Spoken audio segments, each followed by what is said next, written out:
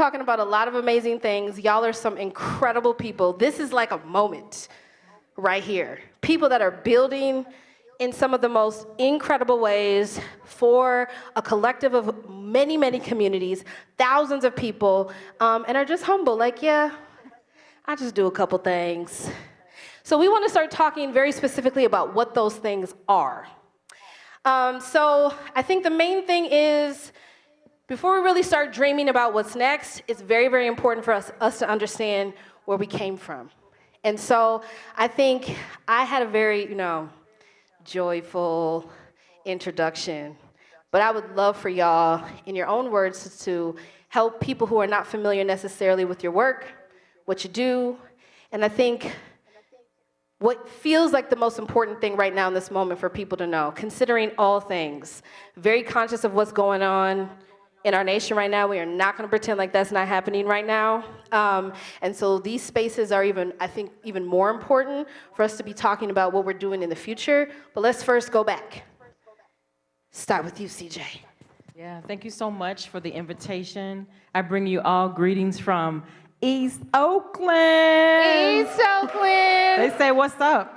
So I am the founding CEO of the Black Cultural Zone, which is a community development corporation. We do a lot of community development work, vibrancy, life, stewards, really making sure that our folks get fed. I tell people all the time with their grandiose ideas, my people can't hear you if they're hungry. And so we make sure we hire folks directly from the community, paying them anywhere from $2,000 to $7,000 a month to do things like steward their community. We do economic development work, building up artisans and makers and cultural bearers and making sure they have a place to sell their wares in a way that we can build and generate and recycle our dollars in our community.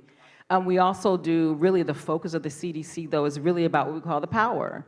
Our people have been brought here. We've been drifting and pushed and pulled and redlined and red loaned and all kinds of things. And unless we in this country own and control real estate in a way that we can pass it on, amen, to future generations with all of the trickery, we will continue to be drifting. And so our goal in the Black Cultural Zone is to really focus on one part of Oakland. Oakland was primarily a majority Black city due to redlining in the late 70s, and many, many, many things have led for it to be different. So now Black people are about 21% of Oakland, California, and projected that by 2040 will be less than 9%. So, but that ain't gonna happen. So we are here to disrupt, and we're gonna disrupt with strategies around power building. And so we are looking to, in East Oakland, which has the second highest concentration of Black people left in the state of California, which is where I'm from. I'm born and raised in East Oakland, to build out in that 60 by 60 block area, which is half of the city of Oakland. It's the equivalent of the island of Manhattan. It has 30 commercial corridors, districts, or residential areas that we're going to build what we call Black Cultural Zone hubs. These are huge projects that anchor a 10-block neighborhood, because if you're gonna enter the Black Cultural Zone, we want you to know it, smell it, feel it, the vibration, and we have to really be dotted everywhere. So our projects the big projects are about $170 million each, and that's just because it is so expensive to build in California. To build one affordable residential project, it's $1.1 million per unit. And so it's crazy. But what we are also doing is around those corridors, because the work that we do sometimes will hasten gentrification and displacement. We also are looking to acquire real estate along the corridor and also to preserve existing housing, build additional housing. In East Oakland, it's very low density, so a lot of single-family residences and backyards, whereas in other parts of town it is not. So we can increase the density of a residential project, make it a duplex or a triplex, and add an ADU in the background, and bring people back, keep people here. And so we're doing 10 of those corridor projects, which our raise, and I'm so glad to hear you all say this number as well, we are raising $2 billion over 10 years. And I'm so glad to hear this, because we have to combine these efforts all over this country that are doing the same thing in similar communities that were redlined or port cities, et cetera, and go and take the people's money back. Take it back. Because I say, and I'll end here to say that in general, what I believe and what we believe is owed to our community from the richness that was built off of our backs is about the whole South.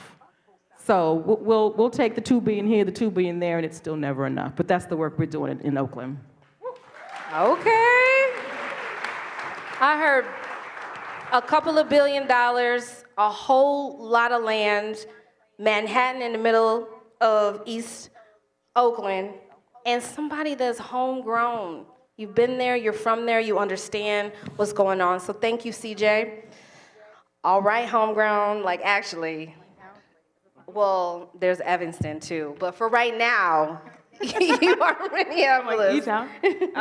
Good evening, everyone. My name is AsaleSol, they, them pronouns, Executive Director of Housing and Action, formerly Urban Homeworks, right down the street. We're a 30-year housing justice organization. Our vision is housing justice for all. Our mission is to lead the fight for housing justice so that all people have a safe, stable, and dignified place to live. In our 30-year history, we went from a focus on affordable rental units to eventually developing affordable housing for sale, eventually getting into community organizing, and eventually getting into policy, recognizing that you cannot make sustainable change without policy work. We are small but mighty. In our time, we have recognized that we have called ourselves a community-led organization, but really when we stopped to think about what does that mean, it meant slowing down and really making sure that the residents within our units, their neighbors and community, were really giving input in our efforts and innovations. It wasn't just saying, here's things that we're learning about in housing development. It was actually sitting down with community and asking, what are the things that you're interested, that your family needs? That you're looking for in housing structures. And so not only do we develop single-family homes, we also develop cooperative housing. We're working on a cooperative housing development project right now, which we're really excited about. It's a partnership effort with the Black Lives of Unitarian Universalist organization.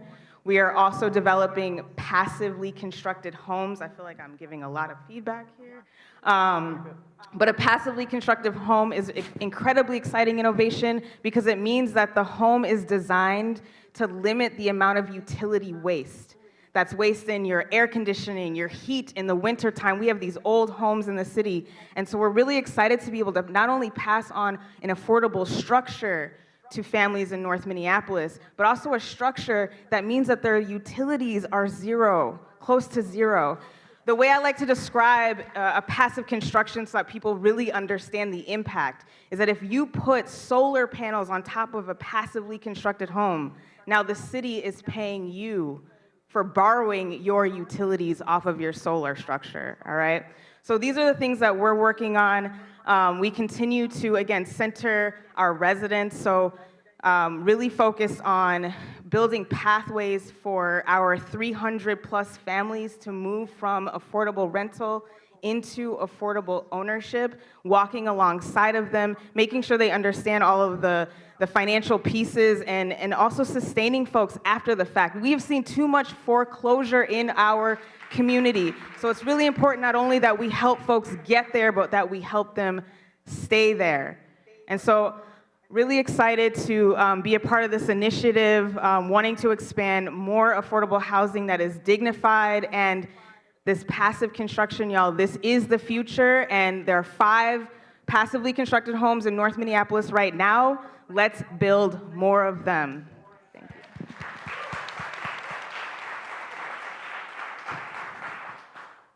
Hey, y'all. How y'all doing? How your mom and them? That's a New Orleans question. It's a fair one. They all right? I heard that this was a celebration. It Where's really that? is. Let me hear. Y'all have done some amazing things in your community with and for each other. You should be so proud of yourselves and so excited. I'm so proud to be here with you. I'm Asali DeVan Ecclesiastes, the lady with the long name. I am the leader of the Ashé Cultural Arts Center in New Orleans, and we do so many things. We're a community development organization who use art and culture for human development. We celebrate and sustain the people, places, and philosophies of the African diaspora. In our 20,000-foot community center, we provide the space for dreaming and performance and creation and love and meetings and arguments and funerals and weddings and baby showers and everything in between. We have a theater. We have 30 affordable, deeply affordable apartments for artists and culture bearers.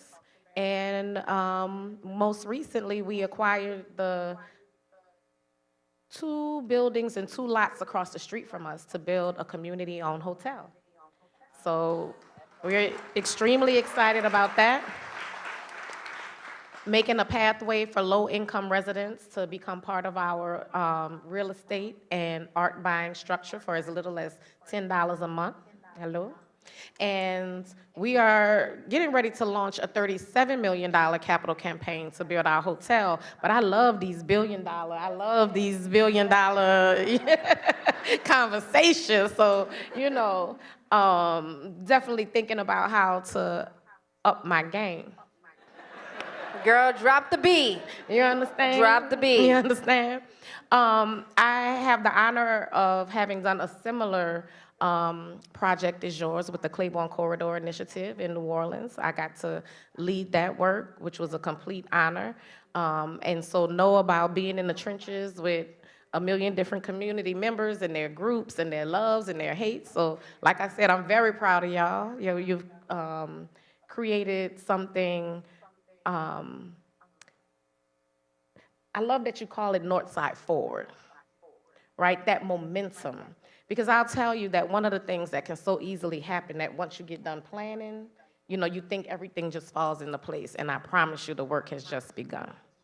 So I'm so proud of the work. I'm so proud of the momentum you're creating, and so honored to be part of this conversation. And can't wait to bring some New Orleanians up here to kick it with y'all. Bring us up for the brawls and the balls and the crawfish and the wool. Hey, oh no, y'all gonna come visit too. Y'all gonna come visit too. Okay. Should we continue to call this Virgo energy? We move into some. Well, let me just call a little Gemini energy. It is my birthday week. Okay. I'm celebrating, as you can see, the hair, the dress, the shoes. All of it. So, balance out the Virgo a little bit. Yeah. Happy birthday to you. Or maybe we do the other one. Happy birthday to you. Hey, happy birthday to you. Asali DeVan Ecclesiastes, happy birthday. Thank you. All right. I'm about to drop my tone so that I can get serious because these questions are actually quite powerful. So we're going to actually just start with thinking about the very beginning stages of imagining. And so we all know in the room, anyone who does any versions of community organizing when you're holding space, that doesn't mean that everyone's coming in there with the same ideas and the same thoughts and the same feelings. To your point, holding the tension, holding the arguments, holding the dreaming is a part of really good organizing and people that can advocate on behalf of people so that we can get to the plan. So I want to know when you were in the very beginning, before the 20,000 and the Manhattan size and all of that, how did you get there? How did you know you were on the right path? I'll start. I assume you were looking at me, so I'm just looking down the line. So the Black Cultural Zone, the concept actually came from an arts group in Oakland called Eastside Arts Alliance. And the transit system was saying they were going to create this ridiculous bus rapid transit down the middle of our major corridor. And for Black folks, when we hear infrastructure projects, we know what it means. It means displacement, urban renewal, et cetera. And at one point along this corridor called East 14th Street in Oakland, there had been 1,000 Black-owned businesses that either owned or controlled their property at our height. Controlled means you had more than a month-to-month lease. And since that BRT ultimately came in, and after the 80s, the crack and all the stuff that they've done methodically, that's been done methodically, we have gone from 1,000 to 4. 4. And so the Black culture as a concept was kind of like, okay, it might be possible. There might not be any Black people in Oakland. So we are unapologetically going to say we want a Black cultural zone in Oakland. So that was the original concept. It was around commercial corridors and needing a place where folks could do business, because affordable housing is great and it is necessary. It should not be needed for the majority of us if we have the economy behind us, right? Our dollars do not circulate in our community as they did in places like Tulsa, where it didn't leave for 20 months. And so the goal was really to build that infrastructure so that we could have the dollars recycling. And I would say that I'm a broker by trade and a developer before I was a nonprofit person, but just also born and raised in East Oakland. And I knew what Oakland was, what we call it pre-crack or snowfall and after, where there were no fences, no gates. We had restaurants and skating rinks and places to go. We played outside, and then it's the after. It's like an apocalypse is what happened in Oakland, and I'm sure in other communities. And so we, some of the older folks, have that memory of what was, and we're so sad that most of our young folks are like, yeah, I don't know what you mean. It's bad here. And so we have an obligation. I have those memories of what we want to bring back. And then we community kind of share with us what they want. What they want now, what they see in other places. Some folks have never left the area. Like before I went to UCLA, I graduated from high school, I hadn't really left East Oakland. I was in a little 20-block area, and I was blessed to be able to travel. So for me personally, there are things that I've seen in other communities. I'm like, we should have that in East Oakland. Why can't we have movie night in the park, right? That kind of stuff. And so the things that we're putting in each of our different hubs, our outdoor roller skating rink, movie nights, all the performance spaces are things that we had, things that we've seen, and then I think it's things that we have imagined. I sit with a lot of young folks who come. We have an outdoor roller skating rink, the only outdoor wooden roller skating rink in the country, and the kids come, and they tell us what they want, and we sit and we talk, and there's things like they would like to change our major corridor. They want it to be a river walk. I would have never thought of that. So we constantly engage every month, community meals, feeding folks at no cost, to let them dream, to let them talk, and then it's our job to figure out the infrastructure and how to navigate what I call the madness to get it there. So we have to create safe spaces where they feel comfortable, they know who we are, we're in relationship, and then they'll tell us the truth. But as I always say, if our folks are hungry, it's Maslow's hierarchy. They're not really interested in talking to you about what the future holds if I don't have a place to sleep, if I'm in my car. So it's our obligation first to make sure that they can breathe, and then they can talk and dream.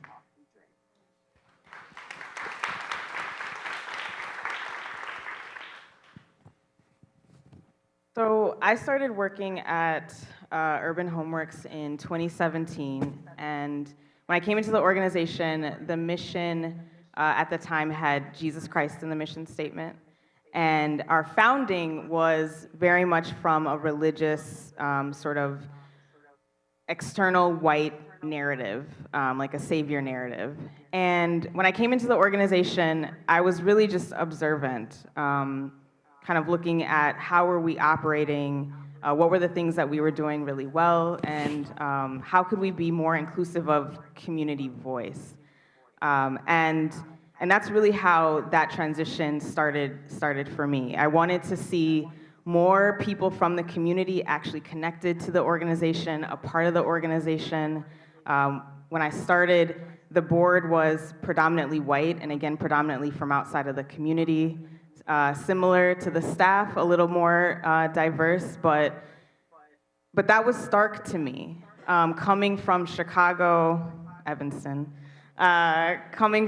moving here from New Orleans, I just really thought that a community-based organization needed to have community. How can you have a community-based organization without that? And so 2020 happened here, and we all remember what that was like. And that started that transition for us. We started to get more creative about how we were connecting to community and recognizing that it wasn't just about our specific work, but that people were hungry. And so we started partnering with folks to give away food. We started organizing protests, recognizing that that's where community was at and that's where the need was. And my team, I feel really fortunate, my team, the folks that I was on staff with, they were like, we want you to lead. And my team looked at me as a leader, and so that really moved me into that position as executive director. And when I came in, started very much with the board. I felt like you can't make the most, if you start the change from the staff, it's a lot harder to shift. You really want to start with the power, and really started working with the board to recognize, okay, we have gaps here, y'all. Like, we don't look like the folks that we're working with, that we're walking alongside of. And so started to make that shift there. It was slow work. Again, this was 2020. But eventually the board became reflective of the community. And then we started to do that work with the staff. And from there, we started to have conversations about, okay, what is it that we need to shift so that we're more honest about being a community-led organization? What are the things that we're missing? Where are the gaps? And I think coming from, I joke about being from Evanston, but I actually am really proud of that. I actually am really proud of coming from ancestors that were first in a community where, Evanston's one of the first places to start a reparations program. I'm really proud of that. And so for me coming here, I kind of brought that energy of like what is possible when Black and brown folks are leading their own organizations and leading their own work, and recognizing the gaps in the system and being willing to talk about those gaps. And so, wanting to make sure that, again, ownership has to be in our hands. Like, too much has been divested, too much has been taken away, but we have to stabilize people where they're at first.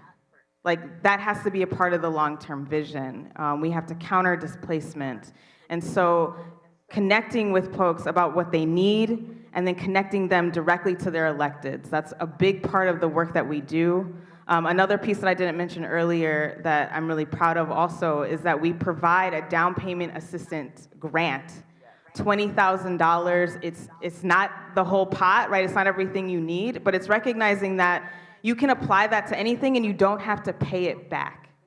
It's just yours. So that's our sort of small organization form of reparations, and wanting to continue to build on things like that. So I think for me, the vision was about how do we get a community-based organization to really be led by the community.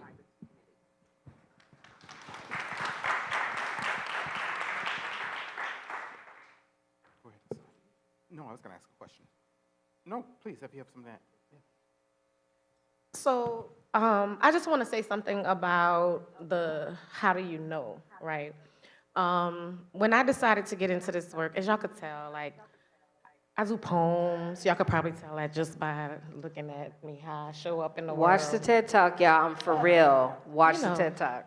I'm one of these flitty around kind of people, right? I was a hippie, I was a teacher, I did event production, let everybody at Essence Festival free, all the people from the neighborhood, that kind of stuff, Jazz Fest. Oh, y'all wanna go in VIP? Come on, let me show you.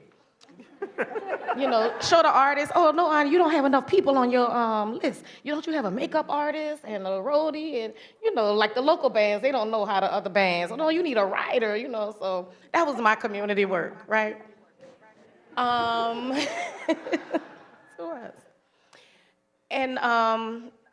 in 2014, my grandfather passed away. And my grandfather was one of the founders of Head Start, something I'm also very proud of.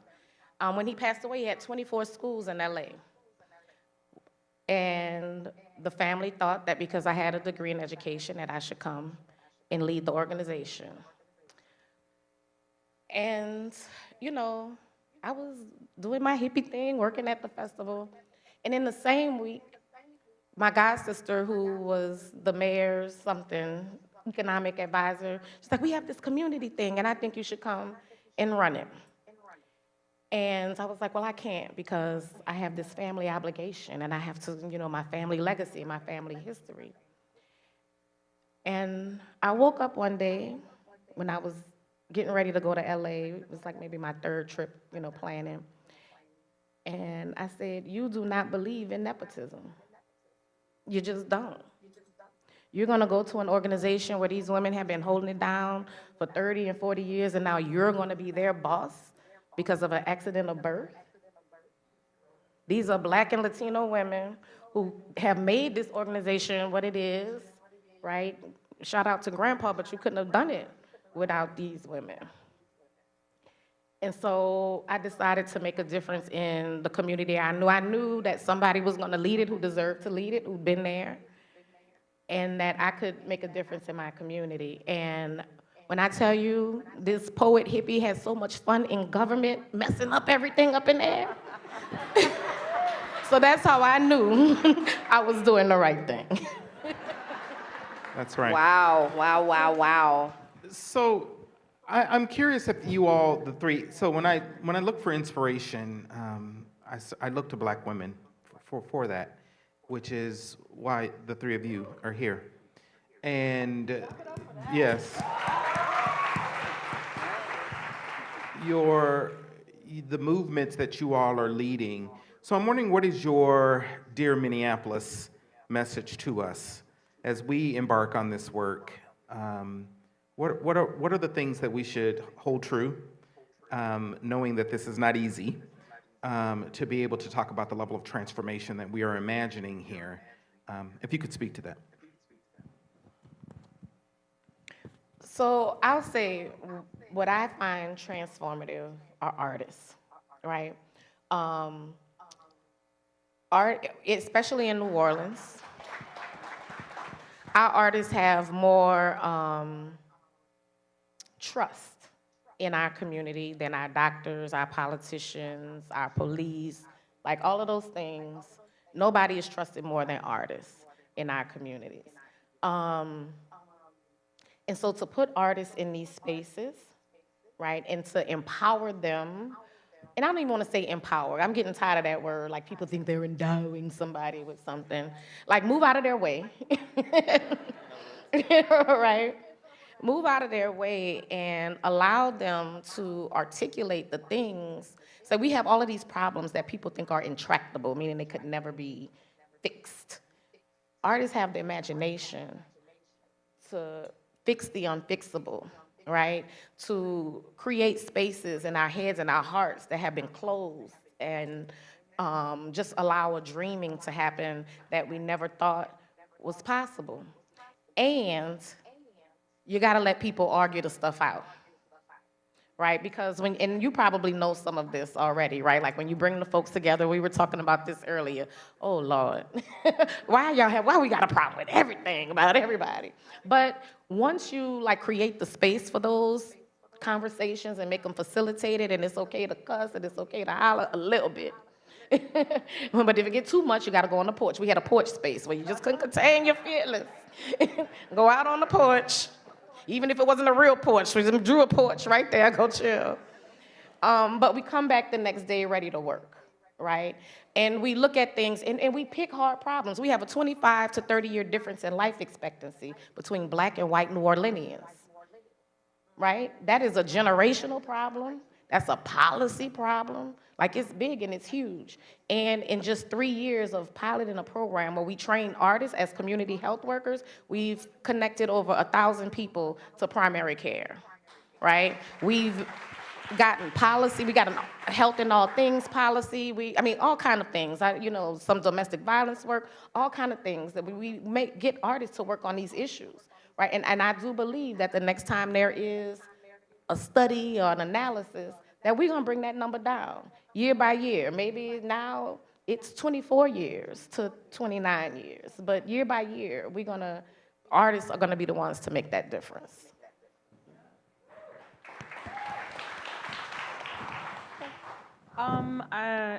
I would say that my background was more in finance and real estate and deals and transactions, and very much so I wound up in the nonprofit world on a fluke. I actually went on the interview for a loan underwriter position when I had a child, and I was like, I can't do these investment banking hours anymore, I need a different job. But I was like, how can a nonprofit pay back loans? So I thought it was a joke.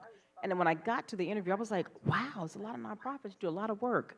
And so that's how I got and connected to the folks who actually started the Black Cultural Zone, but I still had a very much so Western lens and didn't even realize it.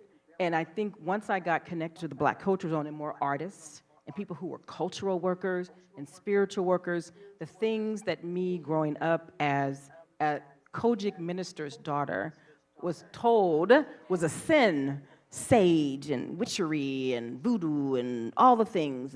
But when I got to just really embrace the community, I was like, so you pay how much for this rock? And it's a crystal? I don't understand. So, what does that mean? What is with the saging thing, right? But they taught me. They did. It's funny, but when someone died in East Oakland, you pour one out. I didn't realize that was a cultural thing. So I've been learning those things, and I've been learning that each one of us, even in this room, this moment today, was divinely designed.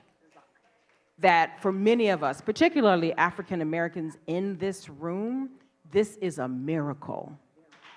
A miracle.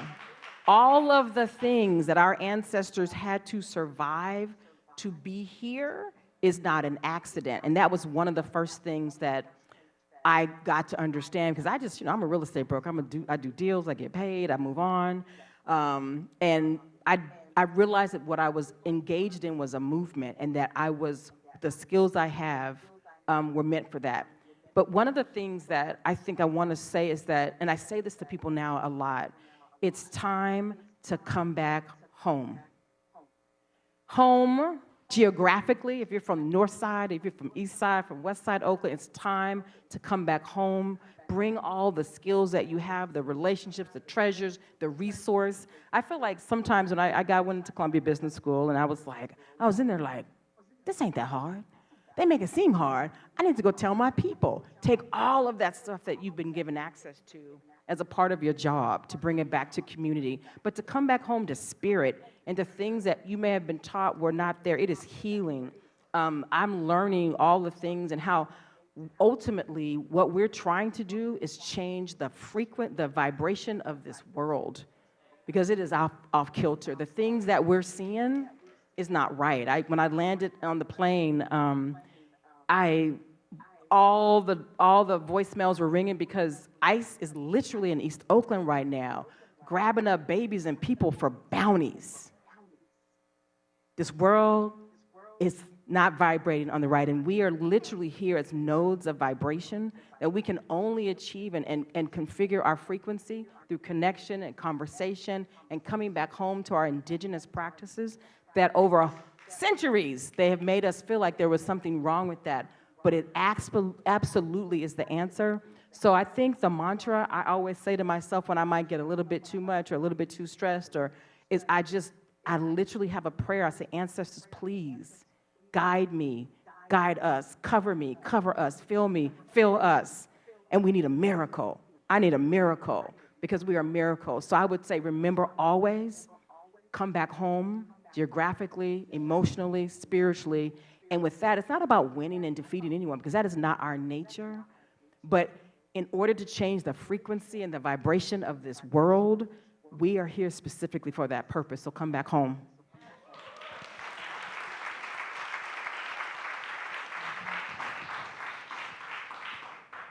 I think for me, the focus is really on resilience and the resilience of our ancestors. I feel like I draw a lot of wisdom and power from that. I'll share some heavy news that's happening for the organization. I didn't necessarily want to bring it up because it's a celebration, but I'm going to share it. Let's do it. Housing in Action was recently the victim of a cyber fraud that resulted in the loss of our cash assets. And so I share that because I'm sitting here, because we are continuing on.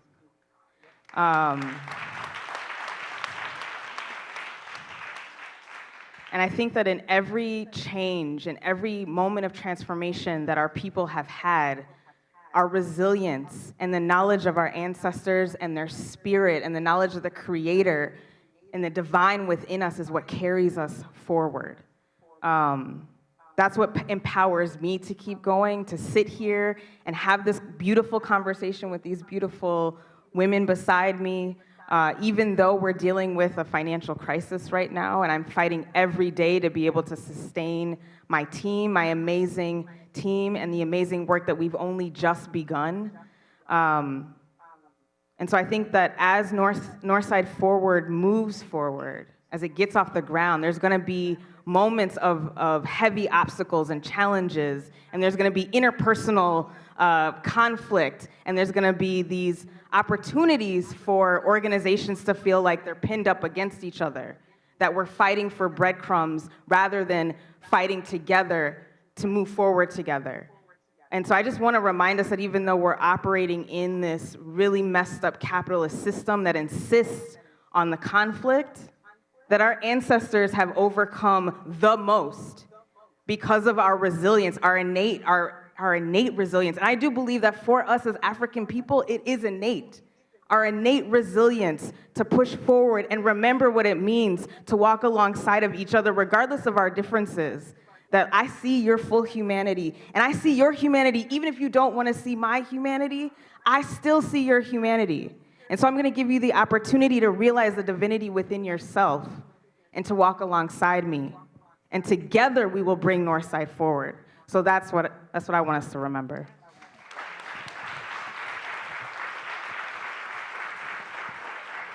Whew.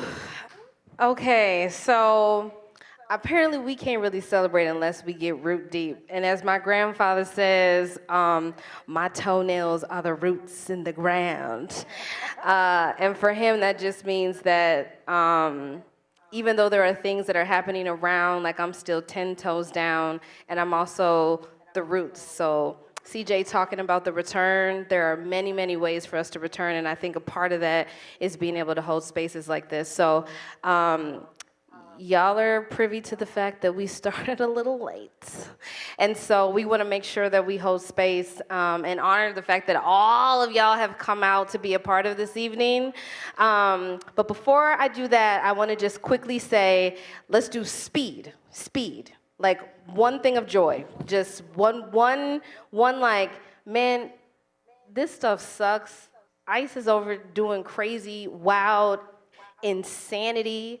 For Bounty, as you said, there's all kinds of things occurring in the city. What's the thing holding you? How are you staying? One joy, what's the thing?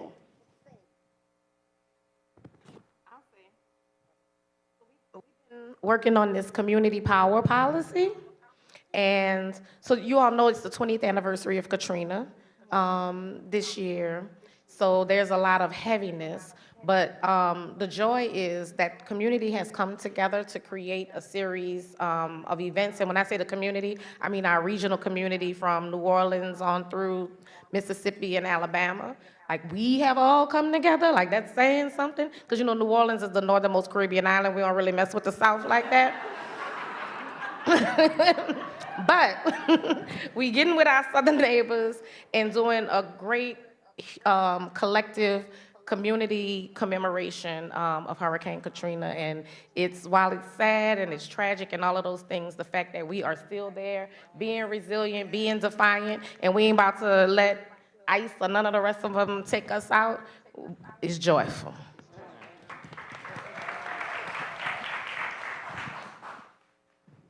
In this crisis that we're in, it has been incredibly uplifting the way that community has come around us. I felt so blessed by our partners in housing justice work showing up to say, nope, this organization is paramount to this work, just like the rest of us, and has to stand beside us. Funders, members of the community, and I think that for me personally, I'm an introvert. And I can be very head down in the hardest things. And we need everybody, right? We need the introverts and the awkwards and all of us. But just remembering to look up, to see each other, that has lifted me through this time. Yep. What brings me joy is this 70-year-old woman in Oakland named Chocolate Thunder.